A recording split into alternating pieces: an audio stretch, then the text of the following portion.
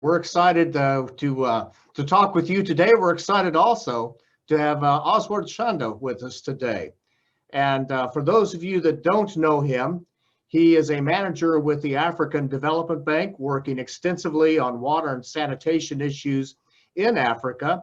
And he's formerly director of the National Water and Sanitation Council in Zambia. So we're really excited to have him here to talk about water sanitation issues in Africa. For those of you not familiar with our program here, several weeks ago, we at PURC were talking amongst ourselves about what the impact of the lockdowns, the restrictions on travel, we're going to have on our abilities to engage with people around the world and them to be able to talk with each other.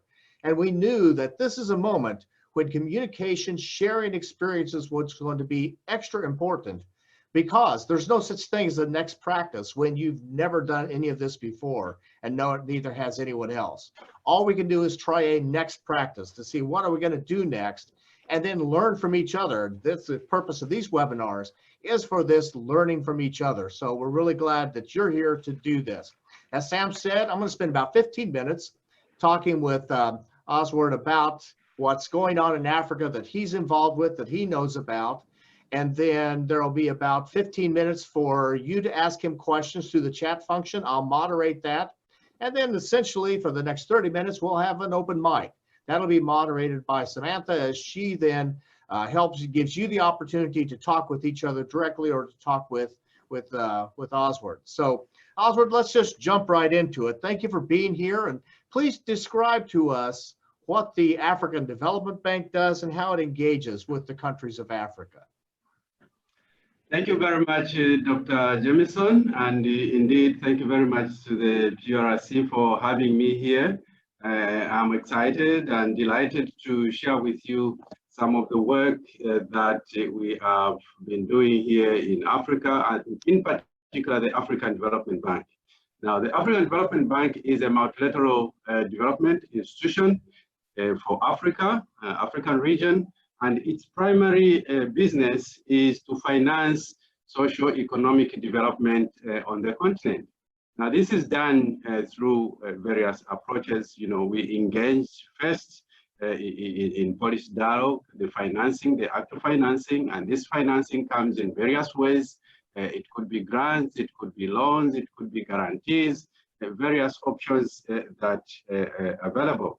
So the African Development Bank also engages with the governments just to ensure that we provide the policy advice, the technical advice that is needed in ensuring that development is taking place in the right context and within the right framework. All right, so tell us, in your experiences, the people you're talking with and working with, what are the challenges that the operators are having with this COVID-19 pandemic for providing water sanitation services, and how's that impacting customers and consumers in Africa? Thank you very much. Very good question indeed. So what we have seen on the continent, you know, we have 54 countries, and these countries are at various levels of development. And we have seen the whole spectrum of impacts of COVID-19 pandemic on these countries. In some, we see preparedness. In others, we see total lack of preparedness. In others, we see a mix of the two. Now, the major challenges, I think, that have come as a result is there has been quite a lot of campaign regarding the need to wash hands and to ensure that the hygiene levels are very high. So immediately, the demand for water is gone up. You know, the demand and water consumption has gone up significantly because people are aware and know that there is need for them to keep high standards of hygiene. So that is the first challenge that we see. These water providers, these water utilities having to sustain, to fulfill the provision, the demand for water supply and improved sanitation services. The next challenge that we have seen on the continent is indeed, the issue of resources, revenues. Immediately the pandemic kicked in, many of the countries pronounced measures to try and control the spread of the pandemic. And one of the measures many of the countries implemented is to say, stop any water disconnection. Anyone who was disconnected must be put back online, and so on and so forth. In fact, in certain cases, there were pronouncements that there should be no payment for water services at all. But we have also seen in other countries where they have just said, do not disconnect, but people still be required to pay for the services that they have provided. Another element that we see that has affected, or the challenge that we see affecting service provision, is the supply chain. The supply chain for chemicals, supply chain for the spare parts, supply chain now. Because of the lockdown, many of the sources of these materials have shut down. So it's a much bigger challenge for the utilities, for the water providers to secure these materials. As a result, we have seen that there has been a slowing down of service recovery in the event of a breakdown. You know, the responses has been a lot slower as a result of lack of materials. Now, under the lockdown situation, many of the countries declared a lockdown, and this meant that people stayed away. Now, the water providers needed to continue interacting. This has been minimized in that, for example, all meter readings were curtailed. No one was allowed to go out to do the meter readings unless in cases where these have been automated, you know. But we also, it's a situation where responding, the physical responding to breakdowns has been a major challenge, because the frontline staff are being exposed to social interactions that would endanger them catching the coronavirus. So these and many other the elements, or many other dimensions, different dimensions of these challenges have manifested in the different countries on the continent. All right, well, thank you very much for that explanation. I was interested in the way you described the challenges. You talked about there's an increased demand for water, yet there's a decrease in the amount of revenue to cover the costs. And in fact, it's even hard to deal with to provide the services because of supply chain issues. What's the kind of best thing? What are the best things you've seen that governments can do to help address that issue so that we don't end up with disasters? Well, we have seen a number of interventions. One of the very unexpected elements is that we have seen a great involvement of the politicians in the activities of the water providers. You know,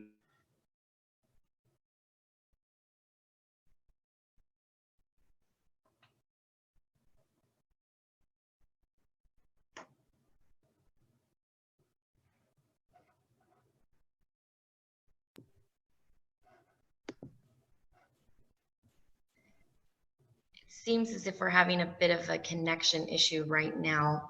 If you give us just a moment, please, let me see if I can get in touch with our speaker. One moment, please. Okay, thank you, Sam.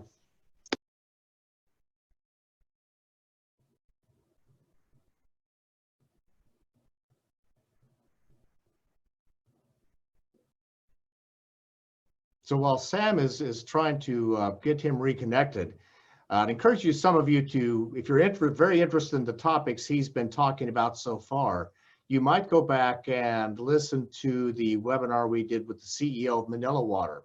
He talked about how in their situation, they were able to prioritize their suppliers and how they would get them paid, to manage the payments from customers. And so they've been able to focus on those cash flow issues and manage them in different ways. It's really important to do that well, because there's not enough money to go around as it normally would, and water systems typically face financial challenges anyway. So analyzing that very carefully, thinking about who you'll be paying for those different suppliers, how much you'll be paying them so that everyone can stay afloat. Because as the CEO of Manila Water said, he has to pay attention to who's still going to be around after the pandemic. And so he wants to be sure that he's providing sufficient cash flow for them. In all the sectors, we've heard a lot of people talking about this issue of customer payments.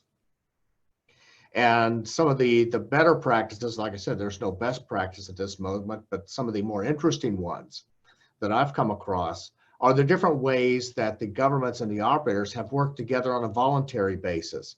It seems that, it's not always true, but it seems that some of the times that we run into trouble is when the government's dictated a particular approach and not allowed sufficient flexibility for unique situations. So that voluntary working, staying in touch with each other, talking, making sure everyone's trying to achieve the same things, seems to be really important in these situations.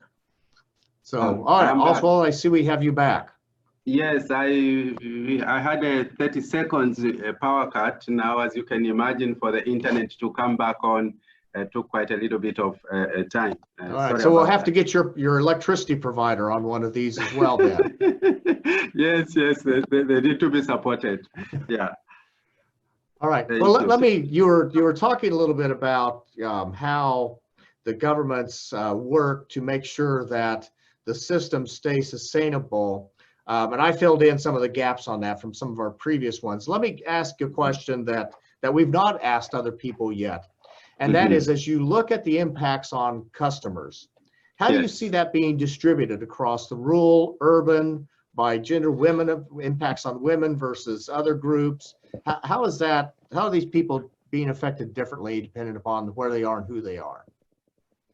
Yes, indeed, we've seen the different groups affected differently. Now, one of the things is that the COVID-19 pandemic has its epicenter in the urban areas. You know, the rural areas are not that much affected because we have had very, very sporadic cases. So the rural areas, and in any case, they are the least prepared for the continent. But in the urban areas, we have seen different degrees of the impact of the COVID-19 on the communities. Now, for the low income or the peri-urban areas, the slums, these have been most affected because ordinarily many of them have had no access to water supply. Many of them have had no safe sanitary facilities. And so we see the greatest impact being in these areas. And of course, many governments have focused their attention in these areas, ensuring that they provide a mobile water supply, they provide additional public water points, you know, and so on and so forth. But in the process, in trying to provide these mass water distribution points, is that again people are being exposed. Instead of minimizing social interaction, people have to queue in certain cases. You know, people have to interact, which we're trying to avoid in these places. So we see that the biggest impact on the continent in many of the cities are in the slums. You know, in the other areas, I think in terms of the formal settlements, the low density areas, those have not been so much impacted, except in cases where water supply may not be available because they also have to go out and fetch water elsewhere. So the women, of course, have suffered the brunt in the slum areas because they primarily have the duty of looking or fetching for water. So the women, the youths, both the boys and girls, the fortunate part of it is that most of the schools have closed in cities where there is been COVID virus detected. So that's what we see in terms of the impact on the different groups. The most affected are the slums. All right, thank you. I'm going to ask one more question, then I'll go to our chat line. And this one is, one of the keys to next practice is that we're to learn. And I was wondering, even though we've only been into this a few weeks, what are the lessons that you see being learned? Oh, there are quite a lot of lessons, quite a long list. I think the most critical is that the lip service that has been given in the past by the political leaders should come to an end. You know, they have seen the importance of ensuring that everyone is safe with the potable water and the adequate sanitation. I think the delayed investments, the non-investment, particularly in the slum areas, everyone has woken up to the fact that there is need to invest in these areas. The second one is the water providers. The utilities have been very, very exposed, you know, that they are not resilient, they don't have the muscles to deal with any degree of pandemic or emergence of this nature, most of them. Of course, we do have a number of utilities that are exceptions, you know, the northern part of the continent and selected utilities, but many of them have been exposed for lack of preparedness, both in terms of systems, in terms of resources, for them to deal with an emergency. So I think there will be need to start replanning these activities. Another element I think that is also very important is the need for automation of systems. You know, automation not just of the pumping of the water, but the bidding, automation of the revenue collection. Using, in Africa, we have Kenya having led the way for mobile payments, you know, because that saves the situation, avoids social contacts, and I think it's become quite evident that there is need to ensure that we have continued and increased automation in that area. Another important point I think that is coming along is the need for sanitation, you know, not just on the water supply side, the sanitation aspects, you know, the need for an integrated approach to sanitation management, not just the liquid waste management, the solid waste management, and integrated with urban planning. It's become very evident because it was quite a nightmare. Governments tried to embark on cleaning activities in many of these slums, but it was a nightmare even to access some of these facilities. So there are quite a number of lessons in terms of governance, in terms of accountability, in terms of the strategies that are used.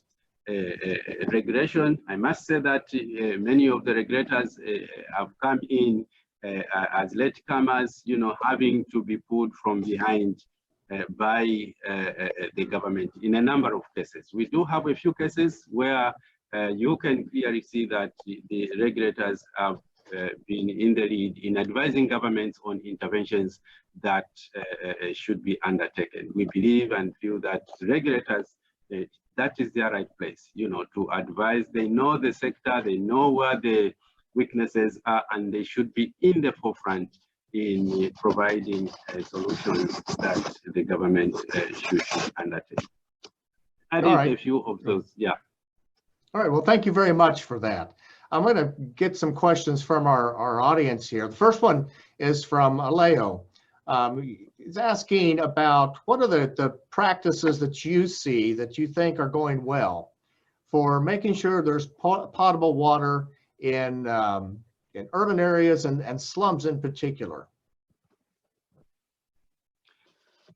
Well, there are a number of practices that have gone well, I must say. I think, and some of these, let me begin from an old one. The governments in a number of countries have supported private water providers. These are small private providers with materials, with treatment chemicals, you know, to add to the water. I think in an emergency like this, it's important to provide that subsidy. I think it's a good practice so that no one's life is in danger. The second practice, I think that also has worked very well, again, focusing on the most affected areas, the slums, is the provision of tanks, the provision of mobile water tanks to ensure that you know, people have services, because the time to start trenching and putting pipes is not there. You know, when you have an emergency, you need to respond with the speed that the emergency demands.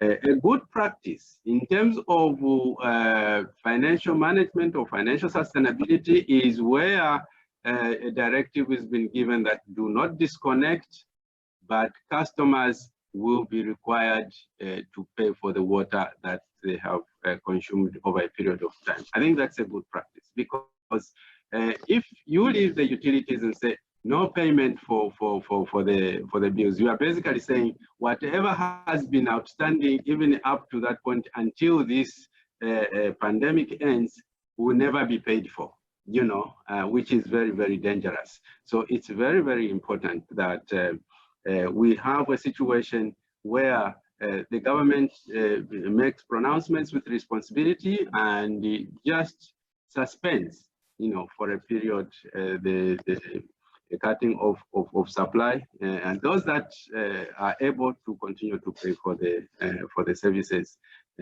but that everyone at the end of the day will have to pay for the water they have consumed. All right, well, thank you very much for that. So I'm going to combine two questions together because they fit together nicely. One is primarily a comment about during these kinds of times when water supply and sanitation and people paying for those services is hard. You know, it's a discussion that, well, maybe the government should just consider this a social service, which means that it would try to guarantee that they're there. But then that raises an issue that the next person asks, and that is, if revenues are down, how do you help ensure that the operators are able to pay their bills? The workers need to be paid, the chemicals need to be paid for, all those bills are still there. And if you stop paying workers, they don't work anymore. If you stop paying whoever, then that doesn't happen. So how is it that governments are what do you see as the good steps for governments to be able to take to ensure that the supply is still there, these essential services are still going on, so that they can be provided? Well, thank you very much. Those are excellent questions, and it shows that people are really engaged. Now, you see, it's a big challenge. You know, it's a catch-22 situation. But we have seen a number of governments come out responsibly and providing direct financial subventions to the service providers.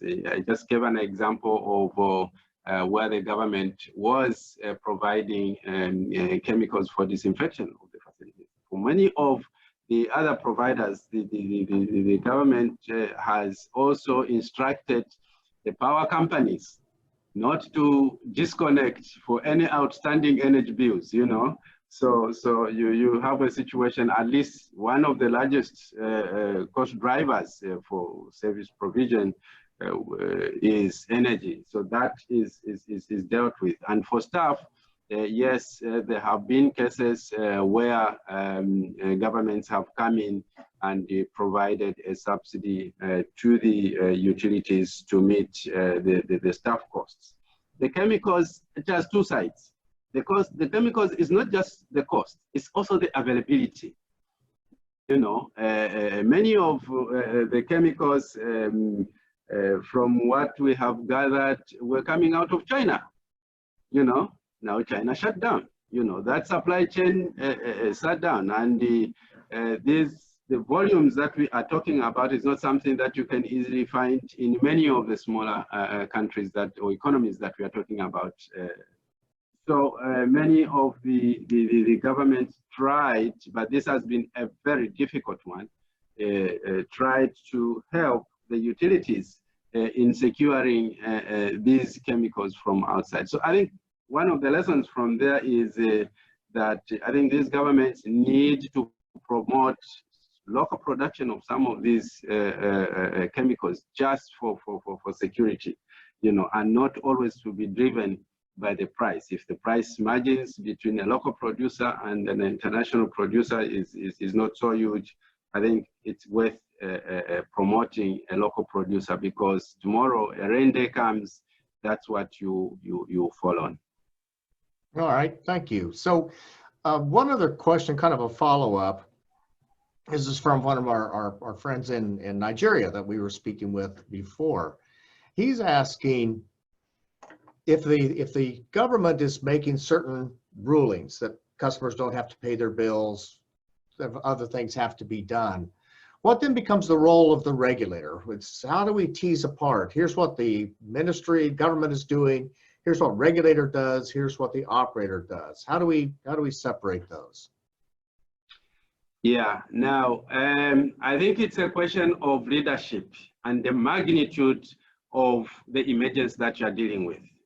You know, I totally don't blame the governments that have taken the front step. In fact, in many countries, the head of state, the presidents have come out and outlined the actions that need to be taken.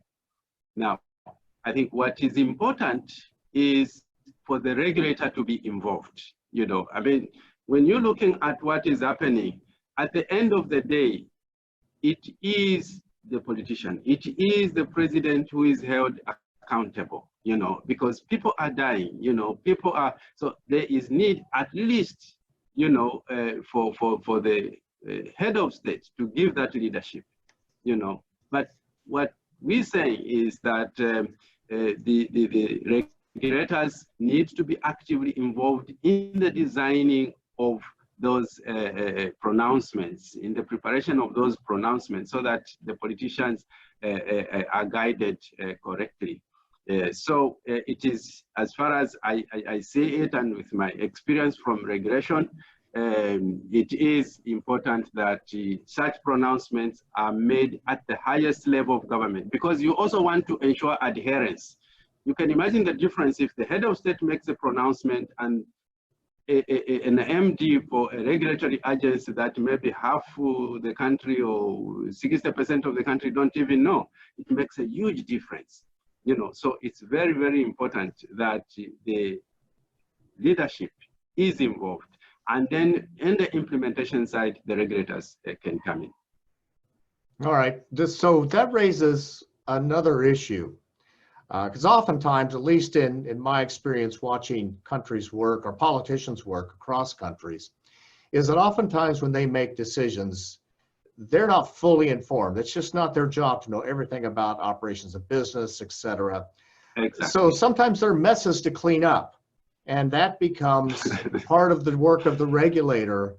And so the regulator is providing leadership to help shape what the government's already done and clean up. So tell us about that role of leadership, where you're not the top, but you've got to provide leadership to kind of fill in the gaps.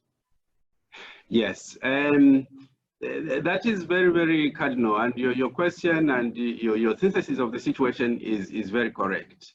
And this is where when we talk about the credibility, when we talk about the standing of the regulator in the eyes of the different stakeholders, the public, the politicians, it needs to be respected. You know, they need to win that respect. They need to win that independence, because the follow-on is even the more difficult thing. The pronouncements are made, yes, but people are always looking out, is this going to be implemented? How is this going to be done? The regulator comes in now to sit down with the utilities, the service providers, now to define the how, you know, how is this going to be done? And in an emergency like this, you want this thing done very quickly. You want these things attended to at a very fast pace. So the regulator becomes critical in rolling out the orders. It's like the government gives the policy direction. Now there is the implementation that needs to be done of that policy. So basically this is what is happening even in this situation. So the regulator now comes in to see that, yes, there might be some nuances in the implementation of the orders that have been given. It's up to the regulator now to agree with the service providers, with the utilities that, okay, this is going to be done in this manner. Thank you. All right, very good. So I'd like to just emphasize again something that you talked about, and putting two things together. You talked about the importance of preparation. None of us knew this was coming, but some people were better prepared than others. And then this management of the relationships. Araceli Castaneda, who's our Director of Leadership Studies at PURC, when she's working with people on these kinds of issues, but more, how do you have a strong infrastructure so you're ready for these things? She talks about your relationships. And are your relationships ready and strong so that when an emergency happens, you can deal with it? Because if you wait until the emergency is there to build relationships with the Prime Minister, members of Parliament, the consumers, the operators, it's too late. Yeah. And so I thought that was really well done. Mm-hmm. So Sam, I'm going to turn things over to you now to kind of run the open mic. And we've got some questions over here on the side that maybe we could go to first, but you're the moderator now, so I'll hand it to you. Sure. Thank you so much, Dr. Jameson. Yeah, so for this part of the session, we're going to go ahead and open up the audio for participants to share any stories or ask any questions. So if you'd like to, I just ask, if you're on your laptop or your desktop, at the bottom toolbar of the Zoom screen, you'll see the emoji or the symbol where you can raise your hand. So if you'd like to do that, once you do that, I'll unmute your audio. And then if you'd like to share your video, that's totally fine. And then we can start sharing. But it does look like right now, I'll wait to see if we have anyone raise their hand. But it looks like we do have a question from Lee. So Lee, I'm going to go ahead and unmute your audio if you'd like to ask your question. Can you hear us? Hello? Lee? Yeah? Hi, okay, great. You're on now, so if you'd like to ask your question. Hi, it's evening here in the Philippines. Good evening and good morning to you. Well, one question I have is that, water is indeed crucial, especially in these times. We have to wash our hands, keep everything clean, so we have to use water.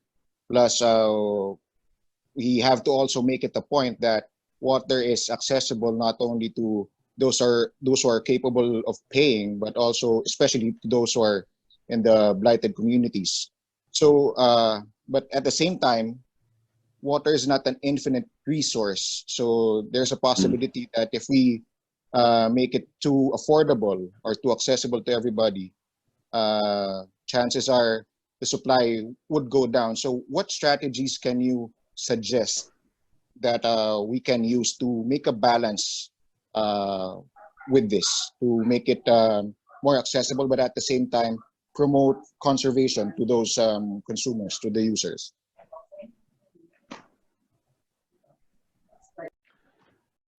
Okay. Yes, I pick it. Okay, I thought I would get maybe one or two questions. Okay, thank you very much, Lee. Indeed, an excellent question. Indeed, in any situation, there are people that want to exploit the provisions that have been given and start excessive use of the so-called free facility. I think the catch in this case is, for example, those countries that have said the cutting of supply is suspended, but whatever will run through your meter, you're going to pay for it.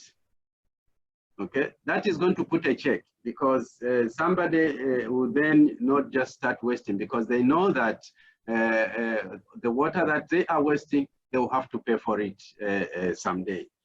That's the one part. For those in the slum areas, it's a whole lot easier, because they have to take a step to collect the water from a standpoint or a kiosk. You know, so if one wants to start wasting water, it means they have to make a few more trips, you know, to go and get that water and use it. But even in that instance, we still have cases where that this water is still being paid for. In very few cases that it's being provided for free. But even where it's for free, people have to take a step to go and fetch that water and bring it to their homes. So you are right, where water is not infinite, and you are talking about treated water, that a lot of energy is being spent, chemicals, you know, the personnel costs. So we need to just ensure that there are checks. But you are right, abuses are there. We can't say it's 100% foolproof.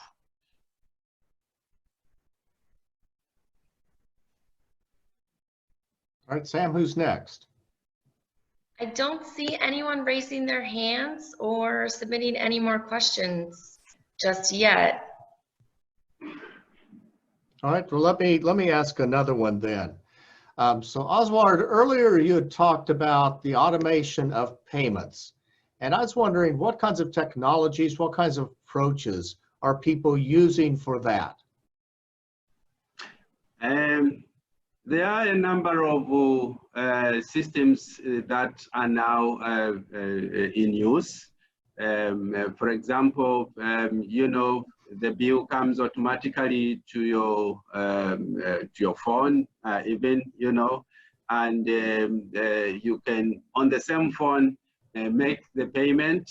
Some, what they would even do is put a standing order of a certain amount, you know, on their account, so that they never run into a disconnection, and whatever differences that come up, then they balance out their bills, you know. So there are quite a number of systems that one can employ. It all depends on the innovation within the service provider, within the utility. You know, those very innovative and adventurous utilities have employed systems that are working for them. This reduces costs. You know, you don't have the cost of having to run to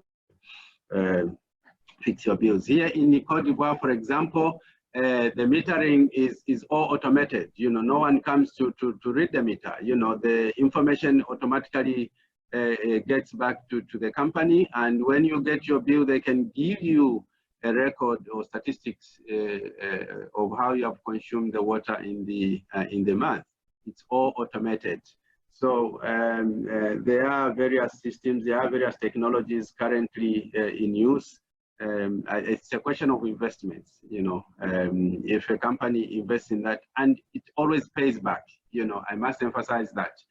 Because one of the weaknesses in the water service provision business is once you have a human face interacting with the customers, then you have issues of collusion, you have issues of corruption, particularly where it involves finances. So if you can minimize that and instead automate it, then it becomes a whole lot easier to reduce the money that is lost through payment for collusion and the money that is pocketed instead of going to the company. All right, thank you. That takes me to another question, because earlier you had described some systems as struggling because they lacked muscle. Yes. They just weren't quite strong enough for it. What, if any, patterns have you seen that help determine what kind of organization, what kind of system had built that muscle, what had not? So it's different than what does it look like to be strong. It's why? Why is this country or this city doing better than that one? Yeah, one of the things I think that we have noticed is the primary reason is on the governance. You know, where there is good governance systems, the utilities are held accountable. There is the proper accountability that contributes to their strength. The other element is the question of tariffs. You know, in many countries, the tariffs are subsidized. They are sub-cost, you know, tariffs that are being charged. And the discipline of collection is also very weak. Again, you find that where you find that sort of situation in an emergency like this, it becomes very, very difficult even to go for 2 weeks providing water where people are not paying for it. Now, the third and very, very critical is the capacity of staff, you know, where they are skilled, they are motivated staff. You find that there are certain disciplines that they follow. They have strengthened the management of the facilities, and they have a fairly healthy financial books, you know, that makes it a whole lot easier for them to implement this. Now, a good regulator helps to ensure that these are being followed, you know, because a regulator needs to tie, for example, the quality of service, the quality of service provision that is there to governance. You know, it must be able to tie it to the capacity, to the skills of the service provider, and be in a situation to either demand an improvement in that, demand that those areas are enhanced. So we see that it's a cocktail of elements that need to be considered, but these are very, very critical. You know, where you have a government that is supportive. We do have governments that will go out on podiums and say, no, we're going to provide free water, you know, all out of politics, cheap politics. But we do have governments where politicians stand on the podium and say, pay for your services. That's how we are going to ensure that you have continuity of services. So where we have a supportive government like that, you find that the service provider is strong, but it is not automatic, you know, because you may have a very proactive, supportive government, but the capacity of the utility is affected. Now, the last point that I want to bring out is almost consistently in all areas, in all countries, where services are being provided by a private operator under either a management system or affirmage, like in the Francophone world, you know, we have seen that there has been better response. There has been greater consistency in the service provision, you know, and this is because there are certain targets that have been agreed upon, and the private has been able to secure resources from outside to ensure that there is a continuity of service provision. But of course, we know at the end of the day, the customer will have to pay for that, which initiative is not there in the utilities, in many of the public utilities, you know, but the regulator should be able to stand in and ensure that they catalyze that innovation even in the public utilities. All right, well, thank you. And I'll add to that, in our research, primarily in telecommunications and energy, I think enough research was done in the water sanitation space. We've seen that the independence of the regulator matters greatly to this resiliency of the system. And it seems to be that what it does is it gives the politicians the space to be able to do their work of engaging with what the public's passions are. On the regulator then is the backstop that says, well, we have to do this within the laws that we have. And that kind of independence matters a lot. And if people spend time with Araceli, you'll learn from her that if you don't have those kinds of laws, then you start building your informal independence, spending a lot of time with the consumers, spending a lot of time with politicians, the operators. So you build that trust, and then the formal independence can more easily follow from that. So Sam, I see someone has their hand up. Yes, so we do. Dogar would like to share with us, so I'm going to go ahead and unmute you right now, and feel free to share your video if you'd like. Afterwards, I would like to just make a comment on the independence of the regulator. Thank you. Dogar, can you hear us? Yes, I can hear you. Thank you very much. Okay, great. Thank you. I just have two questions. The first one is, I'm from the regulation side. Some of the packaged water producers were complaining to us that some governments supporting the utilities to provide water for people during the pandemic. But there are areas in which the utility services have not reached there. And the people are depending on water from wells for their washes and other things. But for drinking water, they depend on packaged water. And packaged water is not subsidized for those particular citizens. So I want to ask whether a regulator can now ask the government to also subsidize the packaged water producer, because there are some people who are dependent on the packaged water for their drinking water. Secondly, I had expected a lot of support directly to the utilities to provide water for the citizens during the pandemic, but I have not heard it. That's why I want to ask the resource person, why is that I've not heard from development assistance agencies and development banks supporting, giving their support directly to the water utilities so that they can provide more water that is critically needed during the pandemic. Thank you very much. Okay, very good questions indeed. I will pick them as they came. The packaged water, this is bottled water. Now, in this particular case, the water that primarily we want to ensure that is available to the consumers or customers is for hygiene, for washing hands, for ensuring that there's proper hygiene. And of course, yes, the drinking. Now,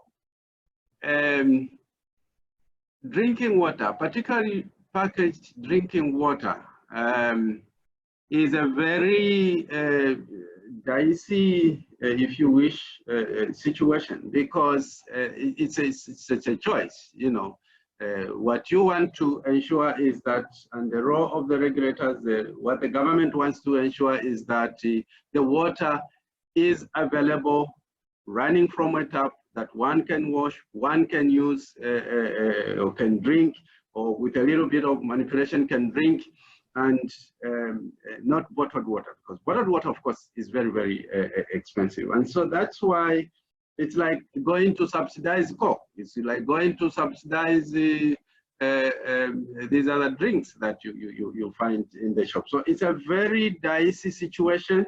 And from my regulatory backgrounds, I think I would argue against subsidizing packaged water. It's very controversial, but I think I would like to stick out that yeah, for packaged water, I think it's a business like Coca-Cola, it's a business like these others. It must be looked at in that sense. The second question is very valid. Why aren't the development partners directly subsidizing the service providers? Now, what has happened is that we have been in discussions with almost all the governments, Now, remember that it's not just water that the governments are having to deal with. They have reduced leveraging themselves. significantly reduced revenue, particularly those that depend on resources, you know, those that have oil, those that have minerals, you know, things have not been moving.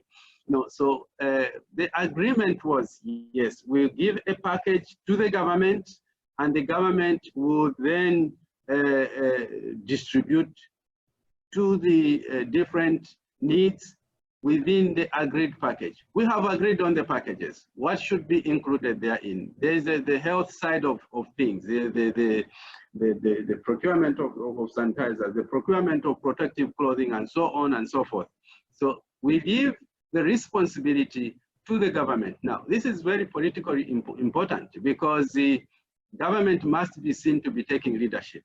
Tomorrow when there's an election, if as a development partner, you go and give the resources to a water company, the people dispute and say, well, it's not even you who did the work. You know, this money came from the Germans, you know, and that's why how we survive. So it's very, very important to be politically correct when you're dealing with emergencies like this, because they are very, very sensitive. So yeah, we, in the agreements that we have entered into, and I speak this for many of development partners, colleagues, that the subventions are going into the government, and in fact the resources are going into the budgetary system, and then they release them to the different institutions within the framework of each country. Now, I wanted to make a comment on the independent. Go ahead. Yeah, I just wanted to make a comment on the independence of the regulator. You know, it's very, very critical. Now, independence of the regulator does not come easy. You know, the regulator has to work its independence, has to win the respect of the politicians, has to win the respect of the consumers. And when there is a situation, there is a discussion between the politician and the regulators can say, well, let us take this role. You know, let us make this pronouncement. You will deal with this, you know, we'll give you feedback. They will believe that. What causes the problem is that many of the regulators, you know, would sit quiet. Something is happening, they are quiet, they have not consulted, they have not given any information to the leadership. And politicians, you know, don't want to be seen just to be sitting by. They will stand up and make an announcement or say, this one is fired, you know, just for them to be seen to be doing something. So a regulator needs to be proactive. A regulator needs to engage and ensure that the politician is comfortable and say, yes, we have a credible regulator that is going to make decisions that we can stand by. Thank you. All right, well, thank you very much for that. The discussion he was having about the role of the development banks is critical. In fact, I'll just let people know that on Tuesday, I think of next week, correct me if I'm wrong, Sam, we have Michael Trainer. Is he on Tuesday or Thursday of next week? That's May 11th. So it's May 11th? Yes. So that's, okay, so that's Tuesday of next week then. Okay. Yeah. No, I believe that's Monday actually. Monday? Monday? Oh, all yes. right. Yes, I've got Monday, May 11th, Mike Trainer. That's right, because it's very late for us anyway. So Mike is with the Asian Development Bank, talking about similar issues, but in the context of energy in Asia. So you'll hear some perspectives from there as well, because the role that Osward is playing, that Mike's playing in his space, is a complicated one in these situations. So I have great respect for the work that they're doing. I had a question from someone in the chat as well, Oswald. I'll just offer this one. So there's this issue of, as we go through a pandemic or an emergency like this, we learn about fragilities in our old system as things pop up or pop out, if you will. So there's an idea that, you know, can we build back better than we had before? Can we, as we're building up, build better information systems, better management systems? What are your thoughts on that? Where do you see people being able to do that well, and where are you seeing people maybe try it, but maybe it doesn't make sense to do? What are some cases, some examples in that space?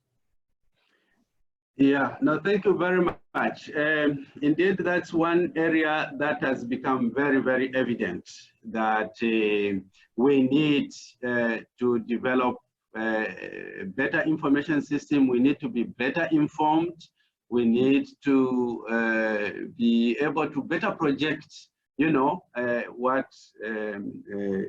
can come or what we can handle within a certain period. Now, when you talk, we combine that with fragility. It becomes then a very difficult question, because many of the countries in a fragile state don't have the luxury of putting these systems in place. And now the burden remains with us as development partners, you know, where we then can step in and say, all right, we know that you are in this state, but you need this information. You need this system to be in place. And this is where now we go to many of these fragile states, provide a grant, you know, for them to undertake certain activities, to put in systems that can support them to better address or to better handle issues when they come their way. So building better systems, very, very critical. When you bring in the issue of fragility, then we go in and partner with some of the agencies, organizations that are in these places. For instance, the UN agencies. You know, we partner with them and say, here, we have got some little resources. We would like you to work with this government and help them develop this monitoring system and this information system, so that at least we will have a reference point, we will have something to build from and can support them from there. We do quite a lot of project preparations also for them, using grants, you know, just to help them come out the situation of fragility, for them to be able to stand up when emergencies like this come. All right, thank you. Sam, you said you have someone else that has a question. Yes, it looks like we do, and forgive me if I pronounce your name incorrectly, Olabisi. I'm going to go ahead and unmute your audio now, and feel free to share your video if you'd like. Can you hear us?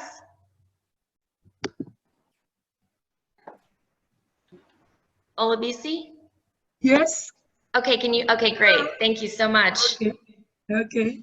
Thank you. Afternoon, everybody. Afternoon, everybody.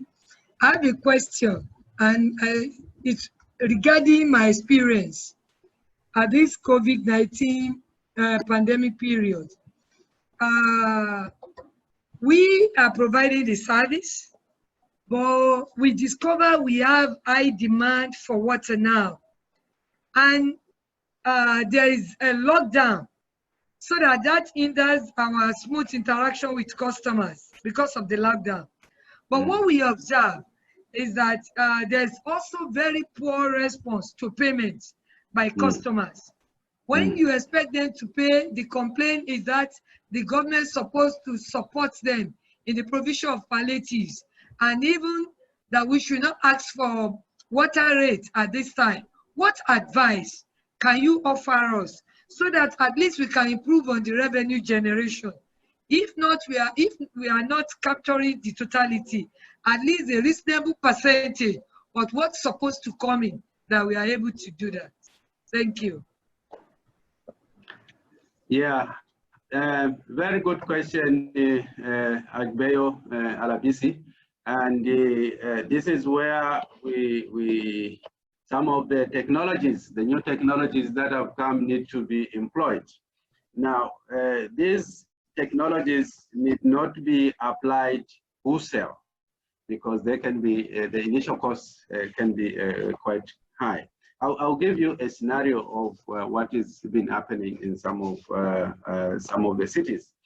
Now, the water meter as we know it today, many of them have got a little gadget inside, electronic gadget inside, where you could not disconnect completely, you could throttle the supply. So somebody keeps getting water, but not in the same quantities as if they have normally paid for the services. And this is where also the large consumers come to play. You know, you need to know how to manage your large consumers. You know, that one big check that comes at the end of the month or at the end of the 3 months, that makes a huge difference on your books. You know, so these deal with them in a special way, some special treatment, you know, but also there are other larger consumers, domestic consumers, where if you see that they are problematic in paying, get some of these gadgets, fit them on their lines so that when they have consumed water up to a certain level, let them throttle. The direct method for the low income areas is the use of the token, you know, the use of the token, where if someone has to draw water, they need to put a token. They need to have prepaid, you know, the prepaid system like mobile phones, you know, they need to have charged their token, so they have paid you, then they can go and collect water. I think you need to start thinking about investing in such technologies, because it's going to make a huge difference in terms of your financial sustainability. You know, if you go with a traditional system of having to bill, you wait for 15 days or is it 30 days for you to be paid, you go bust. You know, so you need to invest in technologies, and these technologies are there, they are not new, and the price is going down. So start thinking about investing in such technologies to make a difference in terms of your financial sustainability. All right, well, thank you so much for that. Sam, we're out of time, and I've got to jump off very quickly because I've got a call with the regulator to talk through. I just remind people, if you had to come across it already and you're dealing with just those issues that Oswald was talking about, that's come up several times, of how do we make it through financially, we do have a new instrument with PURC that we can use to help you with that. So contact Sam, you can contact me, contact Ted, and we'll help figure out how we can get you engaged with that. So Sam, turn things over to you, but thank you everyone, and thank you Oswald for being with us today.